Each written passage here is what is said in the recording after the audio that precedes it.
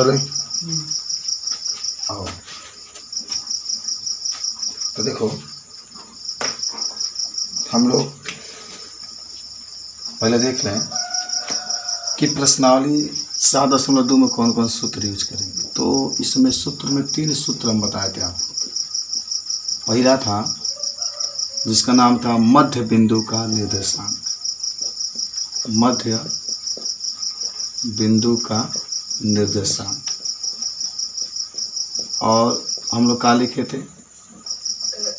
x बराबर x1 plus x2 बटा में 2 और y बराबर y1 प्लस y2 बटा में 2। मानिए मध्य बिंदु का निर्देशांक का सूत्र होगा, ठीक है। और एक और हम लोग सूत्र का प्रयोग किए थे कि जब सूत्र सेकेंड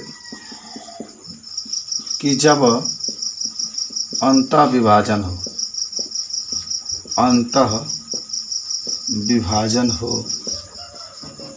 तब कौन सा फार्मूला यूज करते थे।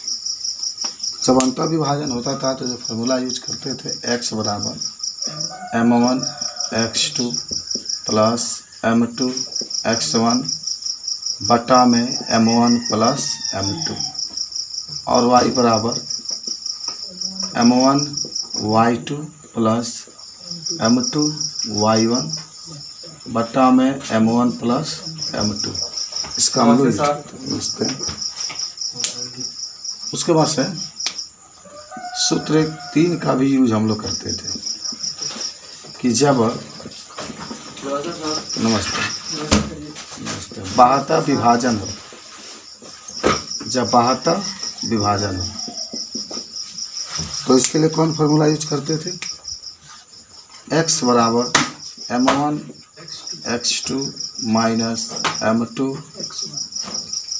x1 बटा में m1 माइनस m2 और y बराबर कामा का मतलब अलग अलग हो जाता है m1 y2 minus m2 y1 बटा में m1 माइनस m2। ये 3 फार्मूला के यूज करके हम लोग सवाल को लगाएंगे। आज देखो उदाहरण 8, 9, 10 और फिर क्वेश्चन नंबर 1, 2, 3 6 क्वेश्चन को हम लोग सॉल्व करते हैं, ठीक है। तो चलो यहाँ से हल करते हैं उदाहरण नंबर 9, ठीक है। उदाहरण नंबर कितना 8 से चलो 8 से हल करो। दो क्या कह रहा है 8 नंबर उदाहरण कि उदाहरण 8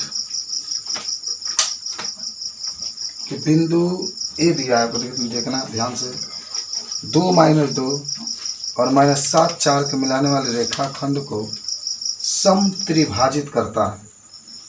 देख रहे हो 2 बिंदु दे दिया 2 और माइनस 2 और क्या दिया इसमें एक और बिंदु दिया है आपका -7 और 4। तो कह रहा है इसके मिलाने वाली रेखा समत्रिभाजित करती है तब बिंदुओं का निर्देशांक आपको क्या करना है बताना। अच्छा देखो क्या दे दिया इसमें, हमारे पास 2 बिंदु दिया है, एक ए है और एक का मान दिया है 2, -2 और एक बी है -7, चलो भाई निर्देशांक आपको निकालना है, ठीक है। लेकिन लिखा क्या है कि समत्रिभाजित करता है। क्या करता है हाँ सुनो ध्यान से, अब खूब बढ़िया एग्जाम्पल है वो पर ही देखना। देखो मान लो ये रेखा आपका हो गया, ये जैसे एक रेखा हो गया, ये ए होगा और किनारे आप बी लिख देंगे। लेकिन ये रेखा समत्रिभाजित, एक शब्द आया इसमें समत्रिभाजित, इसका अर्थ ये हुआ कि ये समान 3 भागों में बटेगा। सम का मतलब एक समान, त्रि का मतलब होता है 3 भागों में बटना चाहिए। तो मान लो एक बिंदु यहाँ पर है और एक बिंदु यहाँ पर है, तो देखो 3 भाग में बटा, एक ये भाग हो गया, ये दूसरा भाग हो गया, ये तीसरा भाग हो गया। देखो पहला भाग, दूसरा भाग, तीसरा भाग, तो 3 भागों में बट गया। जरा सोचो, और हमको तो ए मालूम है कितना 2 कमा करके -2 और हमको बी भी मालूम है -7 और कमा करके 4। यहाँ पर सी है, यहाँ पर डी है। सी और डी आपको नहीं मालूम है, बात समझना बहुत ध्यान से। सी और डी हमको क्या है, नहीं मालूम है, और सी और डी ही का निर्देशांक हमको निकालना है। जरा सोचो, जब ये कहा है कि समान भागों में बटेगा तो यह भी एक होगा, यह भी एक होगा, यह भी एक होगा, यानी इसकी डिस्टेंस और इसकी सबकी एक एक ही होगी। अब बताओ, कहोगे सर आप 2 नहीं मान सकते हैं, तो समझाते हम तुमको। अगर 2 मानते तो फिर 2/2 लिखते, तो 2 से 2 फिर कट जाता ना, फिर 1/, का आता है, 1 ही आता। तो इसलिए जब समान त्रिभाजित कर रहा है तो इसका निर्देशांक माने इसका जो अनुपात होगा वह, और ये अनुपात और ये अनुपात सब एक संबंध एक होंगे। बस समझ आ रही। अच्छा अब सुनो, अब हम आपको बताते हैं कि C के निर्देशांक के लिए, C के निर्देशांक के लिए तो बताओ मुझे, जब C के निर्देशांक ले लेंगे तो यहाँ तो कुछ मालूम है नहीं आपको, क्यों केवल C के लिए लिखोगे तो देखो ये C है, इसका हमें निर्देशांक निकालना है, और यहाँ पर 2 बिंदु दे दिया, देखो कितना 2 दे दिया, -2 दे दिया, ठीक है ना, ये मान के दिया है, और एक B है, क्या दिया है, -7 और 4, ठीक है। अच्छा कोई B यहाँ जरूरी नहीं है, यहाँ भी रख सकते हैं, कहीं रखिए, कोई दिक्कत नहीं है, लेकिन 2 ही बिंदु दिया हुआ है। बताओ तुम यहाँ पर अनुपात का लिखोगे, एक संबंध, जैसे इसी का निकाले तो ये M1 हो जाएगा, आप समझ रहे हो, और ये क्या हो जाएगा M2, तो M2 के लिए 1 और 1 जोड़ दोगे 2 हो जाएगा। समझो, हमें इसका निर्देशांक निकालना है, तो हम इसके पीछे देखेंगे, यहाँ पर 2 - 2 दिया, फिर इसके आगे देखेंगे -7 और 4 दिया है, उसके बाद अनुपात देखेंगे तो यहाँ से इसकी जो अनुपात है वह 1 दिया है, यहाँ क्या 1 1 2 हो जाएगा। तो देखो ये x1 हो गया, आप जानते होंगे, ये y1, ये x2, ये y2, ये m1, और ये क्या हो गया m2। मान लोगे ना सब, x1 y1, x2 y2, m1 m2। कहाँ से m1 m2 आया, ये जब C निकालना है आपको तो ये इतना डिस्टेंस जो होगा m1 हो जाएगा, ऊपर वाला जो 1 है, और ये 1 और 1 जोड़ेंगे तो 2 हो रहा है, तो m2 का मान 2 हो जाएगा, ठीक है। अब निर्देशांक निकालो इसका, किसका निर्देशांक निकालना है, A का, तो A का निर्देशांक निकाल दो। तो अभी आपने जस्ट सूत्र ऊपर लिखा है कि m1 x2 + m2 x1 बटा m1 + m2 y बराबर इतना होता है। तो चलो यहाँ पर हम क्या करते हैं, x बराबर लिखते हैं, तो m1 x2 डायरेक्टली मान भर दो, m1 का मान 1 है, 1 भर दिया, गुणे x2 का मान -7 है, 7 प्लस m2 का मान 2 है, गुणे x1 होता है ना 2, अब बटा में 1 + 2 हो जाएगा। अब सुनो, जब गुणा करेंगे तो -7, आई 2 दूने का आ गया 4, प्लस 3 घटेगा तो -3/3, 3 से 3 कट गया तो कितना आ गया, -1 आ गया। ये तो x का आ गया। अब हम किसका निकालेंगे, y का। चलो यहाँ से निकालते हैं y के लिए। y बराबर क्या होता है, y बराबर जो फॉर्मूला आपके पास होगा यही तो होगा, m1 y2 + m2 y1 बटा m1 + m2 होता है ना। तो इसके लिए कैसे हम इसको निकालेंगे, ठीक है, थोड़ा चमक रहा है। तो y बराबर क्या हो जाएगा, जरा सोचो, यहाँ पर सूत्र तो यही होता है ना, m1 लिख देगा, सूत्र होता है कि m1 y2 होता है, तो डायरेक्टली मान भर दो, यहाँ पर है आपके पास क्या है ना, m1 y2 + m2 y1।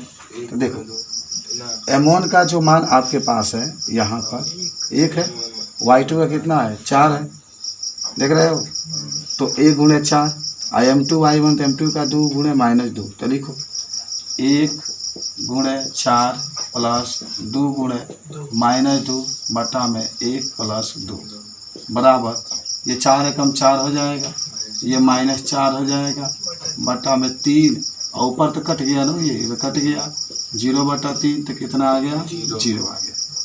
तो यहाँ से आपको A का निर्देशांक मिल चुका है, A का निर्देशांक का हो गया, मिल गया। तो A का निर्देशांक क्या आया, A का निर्देशांक एक आपके पास आया है -1, और ये क्या आ गया 0, तो -1 और क्या लिख सकते हैं, 0 लिख सकते हैं। देखो -1 लिख दिया और क्या लिख दिए, C का निर्देशांक नहीं, हाँ C है, तो चलो C कर लो यहाँ पर, तो ये C का निर्देशांक आ गया, ठीक है। अब हमको क्या किसका निकालना है, D का। जरा सोचो D का कैसे निकालेंगे, ये जो A का मान 2 - 2 वैसे ही रखेंगे, ये -7 और 4 वैसे ही रखेंगे, जब अनुपात आप लेंगे डी यहाँ पर है ना, तो एक और एक ये दोनों जोड़ देंगे तो M1 का मान 2 हो जाएगा, क्योंकि डी यहाँ पर है। तो एक ए और एक दोनों जोड़ देंगे तो M1 का मान कितना है 2, और M2 का मान क्या हो जाएगा 1। तो अब यहाँ पर लिखेंगे यहाँ से कि डी के निर्देशांक के लिए, डी के निर्देशांक के लिए, तो जब डी के निर्देशांक के लिए लेंगे तो हमारे पास ये बिंदु पहले लिख लेता है 2 कमा करके -2, और दूसरा में आपके पास क्या है -7 कमा करके 4। अनुपात बताओ कितना का है, देख रहे हो ये 2 हो जाएगा, क्योंकि डी है ना, तो एक और एक दोनों जोड़ दो तो 2 हो जाएगा। 2 संबंध कितना है, इधर 1 है। अब बताओ ये x1 हो गया, ये y1 हो गया, ये x2 हो गया, y2 हो गया, m1 हो गया, m2 हो गया, इतना आपके पास आ गया। ठीक है, फार्मूला आपको याद है। अगर आपको निर्देशांक निकालना है, यहाँ डी का अगर निर्देशांक आपको निकालना है तो आपको सूत्र मालूम है। ठीक है, यहाँ पर देख रहे हैं सूत्र आपके पास मौजूद है, ये वाला m1 x2 plus m2 x1 बटा में m1 प्लस m2, जब आपको x निकालना होगा तो ज़रा देखो इसमें आपको बता दें m1 का मान देखो 2 है, और x2 का मान क्या है -7 है, m2 का मान 1 है, और x1 का मान 2 है। भर दो, तो पहले लिखो 2 गुणे -7 प्लस 1 गुणे 2, और नीचे आपका क्या हो जाएगा m1 प्लस m2, तो 2 प्लस 1। चलो गुणा करो तो -7 गुना कितना 14 हो जाएगा, आप प्लस 2 एकम 2, और बटा में ये 3 हो जाएगा। 14 में से 2 घटेगा तो माइनस क्या हो गया 12, -12 बटा 3, 3 से 12 काट दो 4 बन, तो कितना आ गया -6। देख लो सब यही फॉर्मूला से लग रहा है, कल हम आपको इसको बताए भी थे, इसी से आप रख करके हल कर सकते हैं, और इधर देना साफ दिखाई देगा। चलो ये तो x के लिए निकल गया। अब d के लिए y का निर्देशांक आप क्या करिए निकालिए, बताओ मुझे। जब y का निर्देशांक निकालेंगे y का, तो y यहाँ पर है ना, y यहाँ पर है m1 y2 plus m2 y1 बटा में m1 प्लस m2, तो रखो देखो m1 2 है तो 2 रख दो, गुण है y2 आपके 4 है तो 4 रखो, प्लस m2 अगर 1 है तो जहाँ y1 है -2 है, और नीचे आपके m1 प्लस m2, तो 2 प्लस क्या हो गया 1 बराबर, ये 4 दूना 8 हो जाएगा, ये -2 हो जाएगा, बटा में 3, 8 में से 2 घटा दीजिए 6 बटा में 3, काटोगे तो कितने बार में कटेगा 2 बार में। तो यहाँ से आपका d का निर्देशांक मालूम चल चुका है, d का निर्देशांक आपका आ चुका है कितना, तो आपका आ गया है -4 और क्या है 2। ठीक है ना, तो इस तरीके से आप इस सवाल को लगा सकते हैं। बस इतना जानिए, सी का जब निर्देशांक निकालेंगे सी का, तो ये जो बिंदु आपका है दोनों वैसे ही लिख देना, और ये बिंदु आपको वैसे ही लिख देना। लेकिन अनुपात जब निकालेंगे तो 1 होगा, और 1 जोड़ देंगे 2, तो यहाँ पर 1 संबंध 2 आ गया है, और जो आपके पास ये फार्मूला है, ये फार्मूला है, इसी पर रख करके हल कर लेंगे। ठीक है, अच्छा तुम लोग जब आओगे ना क्लास में तो नमस्ते करते हो, अगर हम जवाब ना देते नाराज मत होना, क्योंकि पढ़ा रहे हैं इसलिए। ठीक है, पहले बता निकाल लोगे, बन जाएगा दोनों का, उसी फार्मूला से रख कर हल कर देना। अब आते हैं हम लोग उदाहरण नंबर 8 का 9 के पास।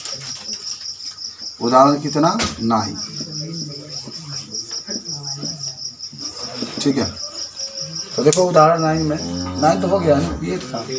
चलो 9 नंबर क्वेश्चन कहता है आपसे कि बिंदु 5 - 6 और -1 - 4 को जोड़ने वाली रेखा को y अक्ष किस अनुपात में काटेगा, इस प्रतिच्छेद बिंदु का निर्देशांक भी ज्ञात कीजिए। अच्छा बहुत बढ़िया सवाल दे दिया। चलो हमारे पास 2 बिंदु दे दिया, 2 बिंदु दे दिया ना। एक तो आपका दिया है 5 कमा करके आपके पास है -6, और दूसरा आपके पास दिया है -1 और कमा करके -4। ठीक है, ठीक है। और देखो जब कह रहे हैं कि y अक्ष पर काटती है, y अक्ष पर क्या करती है, काटती है, ये दे दिया है। चलो भाई अभी आपको कुछ बातें बताना है। तो क्या कह रहा है कि जोड़ने वाली रेखा y अक्ष को किस अनुपात में काटेगी। अच्छा देखो सवाल में जब भी कहे ना किस अनुपात में काटेगी, तो एकदम आप याद रखेंगे कि m1 संबंधे m2 आपको निकालना है। अनुपात की बात कर रहे हैं, किस अनुपात में काटेगी, अनुपात की बात कर रहा है तो m1 संबंधे m2।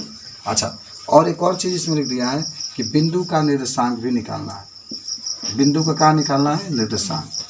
क्वेश्चन में कहा है कि बिंदु का आपको निर्देशांक भी निकालना है। ठीक है, ये इतना इस कहानी में, इस किताब में लिखा। जरा सोचो कैसे आप इसको हल करेंगे। सबसे पहला बात क्या होगा ना कि आपके पास दो बिंदु मालूम है, चलो ठीक है। तो जब भी दो बिंदु मालूम है तो आप इसको x1 मान लेंगे, इसको y1, इसको x2, इसको y2, इसको कोई दिक्कत नहीं है। जब भी बिंदु x1 y1 x2 y2 मान लेंगे, ठीक है। अच्छा एक चीज़ और बता दें, तो ध्यान देना कि अगर आपसे कोई कहे कि रेखा y अक्ष पर काटती है, बहुत ध्यान देना।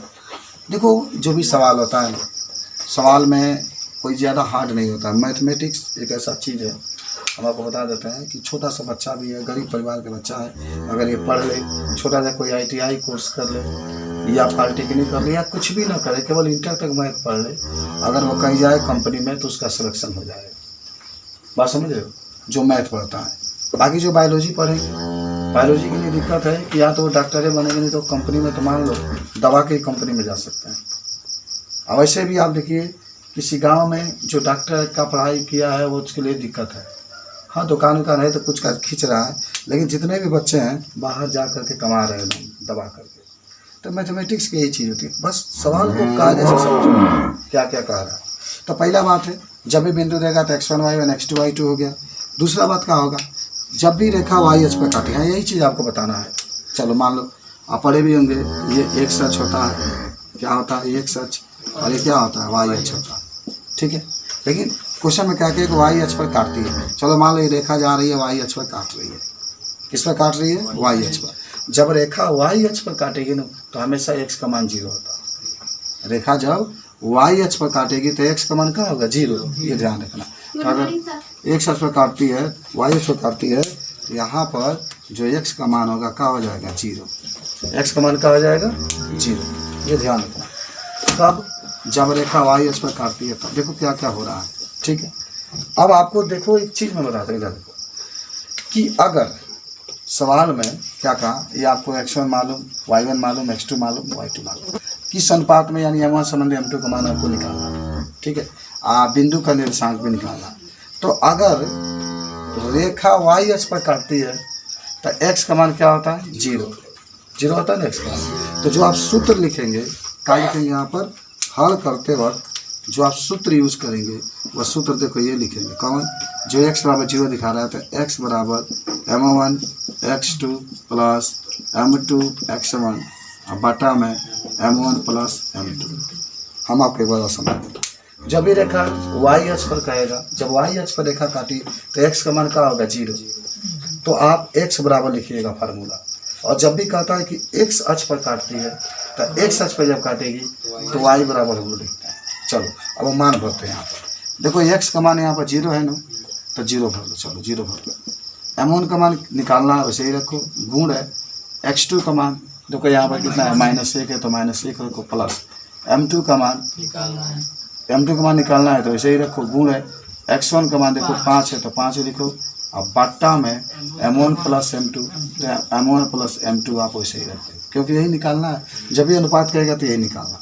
अच्छा आ जाओ अब यहाँ पर, ठीक है ना, यहाँ पर आ जाओ। तो देखो अब तिरछा तिरछी गुणा करो। चलो अगर m1 और इसमें जैसे अगर पहले इसका गुणा इसमें कर लो तो -m1 हो जाएगा। अरे -1 के गुणा एक m में तो -m1 और हो जाएगा +5 m2। तो सुनो माइनस खाली हो गया m1 प्लस 5 m2 बराबर, जब भाई m1 प्लस m2 गुना 0 में होगा तो टोटल आपको क्या होगा? 0। समझ रहे हो? अब क्या हो गया? -m1 बराबर -5 m2, माइनस का आ गया 5 m2 हुआ ना। अच्छा अब देखो एक चीज़ यहाँ पर, ये माइनस से माइनस आपका कैंसिल हो गया ना, कैंसिल। हमारे पास क्या बचा हमारे पास m1, आई बट्टा में कर दो m2 बराबर इधर बचा है 5, बट्टा में लिख लो 1। तो अब देखो m1 संबंध हो गया m2 बराबर 5 संबंध 1, और यही हमारा क्या आ गया? आंसर आ गया।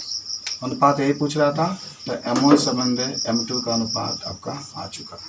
अच्छा एक बार और समझो, देखिए -1 के गुणा m1 में करे हुए तो काली हो जाएगा -m1, 5 से गुणा m2 में करेंगे तो 5 m2।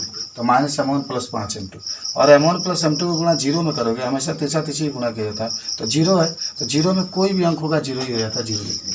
ये वैसे ही लिखे, प्लस को इधर करें माइनस 5 M2, और माइनस माइनस कट गया केवल M1, ये बट्टा में M2, 5 वैसे ही रखो और 1 यहाँ पर बट्टा में आ जाएगा। फिर तीसरा तीसरी गुणा करोगे तो M1 से गुणा 1 में करोगे तो M1, और 5 से गुणा M2 में करोगे तो M2। तो अब देखो जब बट्टा में होता है ना, बट्टा में, तो हम इसको संबंध लगा के लिखते हैं, तो M1 संबंध M2 बराबर 5 संबंध कहाँ आ गया, एक आंसर आया। लेकिन अभी एक आंसर आपका बाकी है, क्या मालूम है? बिंदु का निर्देशांक पूछ रहा है, बिंदु का।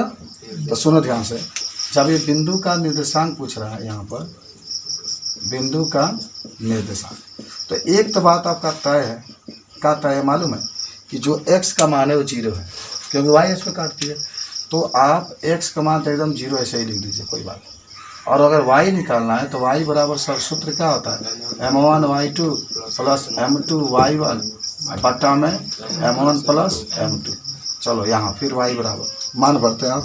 देखो M1 का मान आपके पास कितना आया है, देखो 5 है, 5 लिखो, क्या लिखो 5, M1 का मान 5 लिखो। तो चलो 5 लिख दिया हमने, गुण है Y2 का मान, देखो Y2 मान यहाँ पर है, Y2 का मान -4 है, प्लस M2 का मान देखो 1 है ना, M1 है, क्या है M2 है, 1 गुण है Y1 का मान, देखो Y1 का मान -6 है, बट्टा में M1 प्लस M2, तो 5 प्लस 1, तो देखो ये 5 को -20 हो गया, और ये माइनस क्या हो गया 6, बट्टा में 5 1 6, जोड़ देंगे तो -26 बटा 6, दोनों माइनस में तो जुड़ जाएगा, और 2 से काटोगे तो 13 बार में ये कट गया, अरे 26 है तो 13 बार में कटेगा, 13 बार में ही कट गया, और ये 3 बार में कट गया, तो -13 बटा 3 इसका। तो मैंने आपका निर्देशांक आ गया जो निकालना था आपका, x का मान कितना आ गया 0, और y का मान आ गया -13 बटा 3, तो हमारा क्या हो गया आंसर। देखो इसको भी लगा दिया, ठीक है। तो ये क्वेश्चन भी आपका हो गया, समझ में आ रहा है ना कैसा लग रहा है। अब आते हैं हम लोग उदाहरण नंबर किस पर, तब आएंगे उदाहरण नंबर हम लोग, ये 9 था तो 10 मान जाता है, उदाहरण 10, उदाहरण नंबर 10 के पास आते हैं। देखो उदाहरण 10 क्या कह रहा है कि यदि बिंदु, तो ध्यान देना, यदि बिंदु देखो a का निर्देशांक दिया है, कितना a का निर्देशांक दिया है 6 कमा करके 1, फिर आपका b का निर्देशांक दिया है 8 कमा करके 2, फिर आपका c का निर्देशांक दिया है 9 कमा करके 4, फिर आपका d का निर्देशांक दिया है p कमा 3। जैसे सवाल दिया वैसे हमने लिख लिया इसको, ठीक है ना। चलो a का निर्देशांक 6 1, b का निर्देशांक 8 2, c का निर्देशांक 9 4, d का निर्देशांक p 3 दिया गया है। तो क्वेश्चन में सुनो क्या कहता है, एक समांतर चतुर्भुज के शीर्ष, चलो भाई ये तो जितने दिया गया ना ABCD, ये समांतर चतुर्भुज के शीर्ष है, ये क्वेश्चन में कह दिया। चलो शीर्ष है, तो P का मान ज्ञात करना है, किसका मान ज्ञात करना है, P का मान आपको ज्ञात करना, ठीक है। चलो अब इस सवाल को हम नीचे लगा रहे हैं, ठीक है।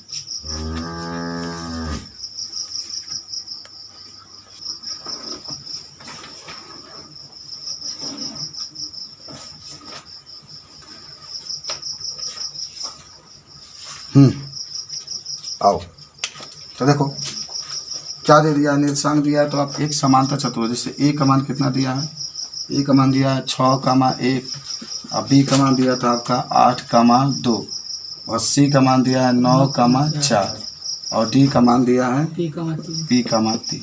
अच्छा ये कहा क्या है ना, ये कहा है कि एक समांतर चतुर्भुज के शीर्ष है, तो बनाते हैं समांतर चतुर्भुज। चलो आप सभी लोग जानते होंगे समांतर चतुर्भुज हुआ होता है जिसके आमने सामने की भुजाएं क्या होती है, बराबर होती है, लेकिन कोण 90 डिग्री का नहीं होता। मान लो ये हो गया, है बी हो गया, है सी हो गया, ये डी हो गया। ए का निर्देशांक कितना है 6 कमा 1, और बी का कितना है 8 कमा 2, सी का आपके पास है 9 कमा 4, और डी का आपके पास है p कमा 3, ठीक है। ये निकल गया, बात समझना बाबू ध्यान से। ए का निर्देशांक 6 1, बी का 8 2, सी का 9 4, और डी का p और 3 है। अच्छा इसमें दो विकर्ण खींच लो, चलो एक ए से सी तक के लिए खींच लो, और एक बी से डी के लिए खींच लो। तो देखो एक चीज़ हम बताते हैं, खूब ध्यान से देखना, लिखना है यहाँ कि AC का निर्देशांक बराबर BD का निर्देशांक। मानो जो AC का निर्देशांक होता है वह BD के क्या होगा, बराबर होगा। अब बताओ मुझे, अगर AC का निर्देशांक निकालते हो, समझना ध्यान से, तो इसको x1 मानोगे 6 को, इसको x2, इसको y1 और इसको y2, नहीं x1 y1 और x2 y2। अच्छा चाहे ना तो इसको भी x1 y1 और x2, इसको x2 y2, किसी में किसी को माने कुछ अंतर नहीं। तो बताओ मुझे, अगर इसके लिए निकालते हैं AC के लिए, तो x1 कितना होगा, 6 होगा, y1 1, x2 9, y2 4। किसके लिए है ये, AC के लिए, ठीक है। और अगर आप BD के लिए लेते हैं तो चलो इसको x1 मान लो, y1 तो x2 और ये y2। तो बताओ होता क्या है, निर्देशांक का पढ़े है ना, यहाँ पर लिख भी देते हैं। निर्देशांक का होता है x1 प्लस x2 बटा में 2 होता है, कामा कर दो, y1 प्लस y2 बटा में 2 बराबर। अब BD के लिए लिखोगे तो इसके लिए भी वही होगा, x1 प्लस x2 बटा में 2 और कामा करके y1 प्लस y2, इसके लिए भी हो जाएगा बटा में 2। बात समझ में आई। अच्छा अब बताओ मुझे कि यहाँ आपको निर्देशांक रखना है x1 प्लस x2 की जगह पर, तो रखो। तो में x1 का मान कितना है, 6 है, प्लस x2 का मान 9 है, अब बटा में कहा गया 2, कमा कर लो, y1 का 1 प्लस y2 का 4 बटा में कमा करके लिख दो 2, लिखा जाएगा ऐसे। चलो आप BD के लिए है, B है और D है, तो x1 प्लस x2 है, तो x1 का मान 8 है, x2 का मान P है, तो 8 प्लस P बटा में 2, कमा कर दो, y1 प्लस y2, y1 का मान 2 है प्लस y2 का मान 3 है, बटा में कहा हो गया 2 हो गया, लिखा गया। अच्छा सुनो, 6 और 9 जोड़ देगा 15, तो 15 बटा क्या हो गया 2, कमा कर दो, ये 4 और 1 5, 5 बटा 2 बराबर है 8 और प्लस P वैसे ही रखोगे क्योंकि P जुटेगा नहीं, जब एक 4 और 1 4 हो तो नहीं जुटता, छोड़ देते उसी तरीके से, और 3 2 5 बटा में कहा हो गया 2। अच्छा बताओ मुझे, अब बताओ यहाँ से किसका मान निकालना है, P। तो जब P का मान निकालना है तो देखो ध्यान से एक चीज़ बताते हैं, P का जब मान आपको निकालना है तो ये वाला हिस्सा इसके साथ ले लो, ये तो मान लो दोनों सेम है तो ये इसके साथ चला जाएगा, लेकिन इसको हमें लेने की कोई आवश्यकता ही नहीं है, हमें तो P का मान निकालना है, तो हमें वो देखना है जिसमें P आया हो।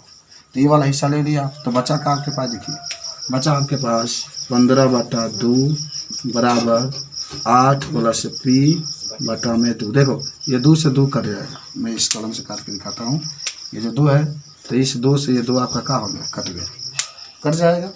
क्या बचेगा आपके पास, बचेगा 15 बराबर 8 प्लस P, तो ये हो जाएगा 15 माइनस 8 बराबर P, तो P बराबर 15 में 8 हो गया 7, तो P बराबर कितना हो गया 7, और 7 हमारा कहा हो गया आंसर। समझ गए बात को, 7 हमारा आंसर, ये निकालना था, समझ में आ गया। तो इस तरीके से आप निकाल सकते हैं। चलो अब आते हैं प्रश्नावली पर चलते हैं, तो प्रश्नावली का पहला क्वेश्चन देखता हूँ, ठीक है ना। प्रश्नावली जो आपका है ना, इसमें सही नीचे का नहीं गया, नहीं दिखा गया, ये नहीं दिख रहा है, नहीं दिख रहा है, और नीचे कर लो, नहीं दिख रहा है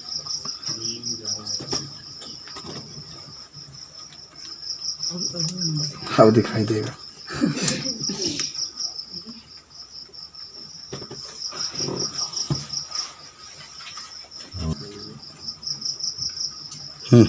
सीधे भाई, चलो तब प्रश्नावली 7.2 का पहला हल करें आप। चलो पहला को हम लोग हल करते हैं। देखो क्वेश्चन क्या दिया है, क्वेश्चन हमारे पास है, कह रहा है कि उस बिंदु का निर्देशांक ज्ञात करना। एक बात तो तय हो गई कि हमें क्या निकालना है, निर्देशांक निकालना है। क्या निकालना है, निर्देशांक निकालना। चलो ऐसे में दिया क्या है, दो बिंदु आपका दिया है। एक आपका दिया है बिंदु में -1 कमा करके 7, और दूसरा आपका दिया है 4 कमा करके -3। और क्या अनुपात दिया है ना, चलो भाई अनुपात भी दे दिया, 2 संबंधित 3। वो भी कौन सा विभाजित करता है, रेखाखंड कह रहा है कि उस बिंदु के निशान के कुछ नहीं दिया तो इसका मतलब अंतः लिख लेना, अंतः विभाजन या आंतरिक विभाजन जो आपका, समझ गए बात को। अब बहुत सिंपल है, देखो ध्यान से, आपको याद होगा कि इसको क्या मान लेते हैं x1, चलो इस कलम से लिखते हैं, इसको x1 मान लेते हैं हम लोग, इसको y1, इसको x2, इसको y2, इसको m1 और इसको m2। फार्मूला आपको याद है, याद है ना कि लिखना पड़ेगा, याद है। अरे आपको पढ़ाया गया था x बराबर m1 x2 plus m2 x1 बटा में m1 प्लस m2। चलो मान रख दो इसी में, देखो m1 का मान यहाँ पर 2 है, 2 रखते हैं, गुण है, y2 का मान 4 है, 4 रखते हैं, प्लस देखो m2 3 है और x1 -1 है, तो यहाँ पर हो जाएगा 3 गुणे -1 अब बट्टा में m1 प्लस m2 तो 2 प्लस 3 बराबर, सुनो ये 4 दूना 8 हो गया, तो 8 लिखो -3 बटा में 3 2 5 घटेगा तो 5 बटा 5, तो 5 से 5 कटेगा तो 1 आ गया, कितना आ गया 1। x का निकल गया, y का निकालो तो y बराबर हो जाएगा m1 y2 plus m2 y1 बटा में m1 प्लस m2, ठीक है। तो m1 जहाँ पर है तहाँ पर देखो 2 है, y2 का मान 3 है, तो 2 गुणे -3 प्लस m2 आपका है 3 गुणे y1 का मान 7 है, बटा में 2 प्लस 3 बराबर 3 दूना 6 और 7 3 21 बटा में 3 2 5 15 बटा 5 काट दोगे तो 3 आ गया।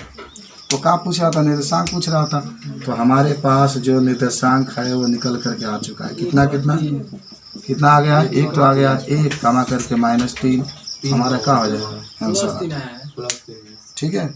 इस तरीके से इसको आप हल कर सकते हैं, बन जाएगा। क्वेश्चन नंबर 2 चलें। पहला तो बहुत सिंपल था भाई, खाली फार्मूला पर रखवाया जाता है, चलो दूसरा का हल करते हैं, ठीक है। दूसरा क्या करते देखते हैं,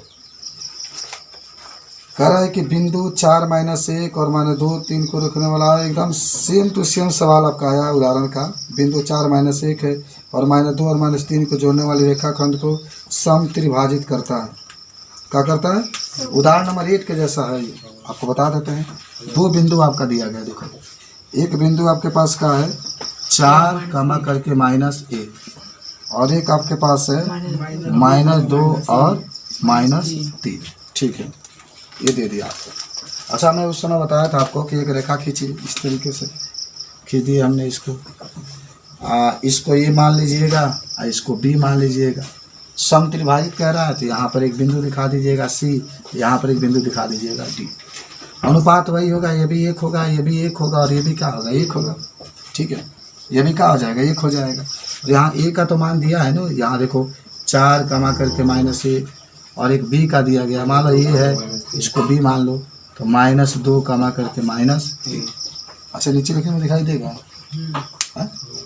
चलो तो निकालते हैं पहले C का, C के लिए लिखो, किसके लिए, C के लिए, बताओ C के लिए क्या होगा बताओ तनी। बिंदु आपका तो वही होगा 4 कमा करके -1 और -2 कमा करके -3, लेकिन जो अनुपात होगा वो क्या होगा मालूम है, 1:2 या 1:2। देखो C निकाल रहे तो ये m1 हो जाएगा और 1 और 1 जोड़ोगे तो ये m2 हो जाएगा, क्योंकि ये बिंदु है ना, यहाँ से और यहाँ से आपकी बात हो रही है, तो 1 हो जाएगा और ये 2 हो जाएगा, 1:2।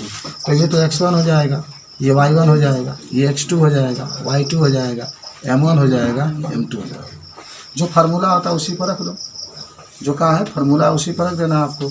तो फार्मूला क्या होता है ना, x बराबर क्या होता है m1 x2 plus m2 x1।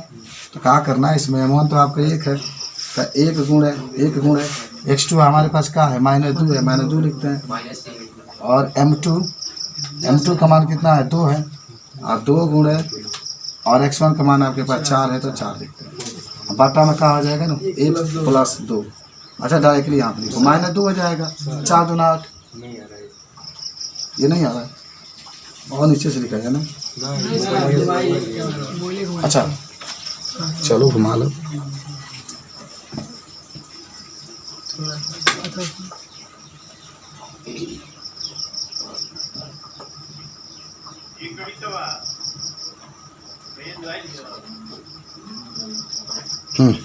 चलो तो क्या हो जाएगा, अब देखना x बराबर होता है m1, आ रहा है, नहीं अब x बराबर m1 x2 m2 x1 आ रहा होगा जी बटा में m1 प्लस m2। चलो मान भर दो। अच्छा देखो m1 का मान 1, m2 का मान 2 और 4 माइनस 1 और माइनस 2 है 3। तो m1 का मान कितना है 1, तो 1 गुणे x2 का मान कितना है -2 प्लस m2 का मान 2 और x1 का मान 4 बटा में 1 प्लस का आ गया 2, तो गुणा करोगे तो -2 और प्लस 4 दूना 8 बटा में 3, घटा दो तो 5 बटा 3 आ गया। 8 में से 2 गया, अच्छा 2 हो जाएगा, कट जाएगा। तो 3 से काट दो, 2 बार में कट गया तो 2 आ गया। अब y के निकाल लो, तो y बराबर क्या होता है m1 y2 plus m2 y1 बटा में m1 प्लस m2। भर दो, m1 का मान कितना 1 है और y2 का मान देखो माइनस यहाँ पर 3 है तो -3 देखो प्लस m2 का मान 2 है और y1 का मान -1 और बटा में क्या हो जाएगा ना 1 प्लस 2, तो ये -3 और ये हो जाएगा -2 और 3 जोड़ दोगे तो -5 बटा का आ गया 3। तो हो गया निर्देशांक निकल गया आपका, कितना कितना आ गया निर्देशांक में 2 और -5 बटा 3। ठीक है, इस तरीके से इसको बना सकते हैं, बना लोगे ठीक है। इसमें